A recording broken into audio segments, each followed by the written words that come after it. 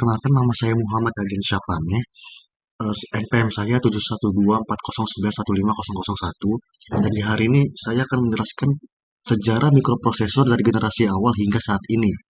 Oke, jadi semua ini dimulai pada tahun 1971. Intel merilis Intel 4004, mikroprosesor pertama di dunia dengan kemampuan 4 bit.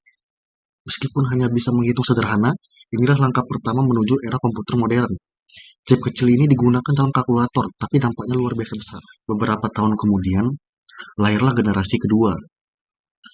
Prosesor 8 bit seperti Intel 8080 dan Zilog Z80 hadir, jauh lebih cepat dan lebih kuat.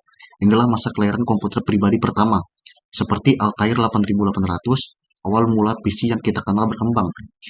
Lalu kita masuk ke generasi ketiga. Generasi ketiga sekitar akhir tahun 1970-an.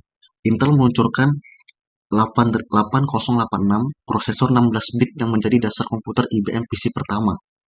Mulai dari sinilah nama Intel dikenali luas di seluruh dunia. Selanjutnya di generasi keempat membawa kita ke era 32 bit dengan prosesor seperti Intel 80386 dan Motorola 68020. Teknologi ini memungkinkan komputer melakukan multitasking, menjalankan beberapa program sekaligus. Sebuah lompatan besar untuk dunia komputasi. Lalu pada memasukin tahun 1990-an, hadir generasi kelima, yaitu prosesor Pentium, PowerPC, dan AMD K6, mendominasi pasar. Kecepatan meningkat drastis, kemampuan grafis semakin baik, dan komputer mulai digunakan untuk multimedia, game, serta internet.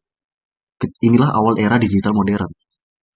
Lalu pada memasukin tahun 2000-an, pada generasi ke-6, di mana prosesor multi-core mulai populer. Contohnya seperti Intel Core Duo dan AMD Athlon 64.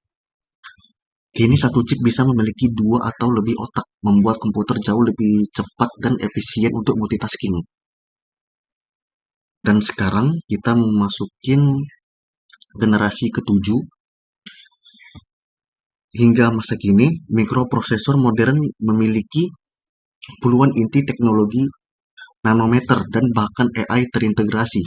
Prosesor seperti Intel Core i9, AMD Ryzen, Apple M1 hingga M3, dan ARM Cortex digunakan di laptop, smartphone hingga superkomputer, kecil dalam ukuran tapi luar biasa dalam kekuatan. Oke, jadi segini saja yang saya bisa sebutkan untuk sejarah dari awal hingga akhir tentang mikroprosesor. Terima kasih.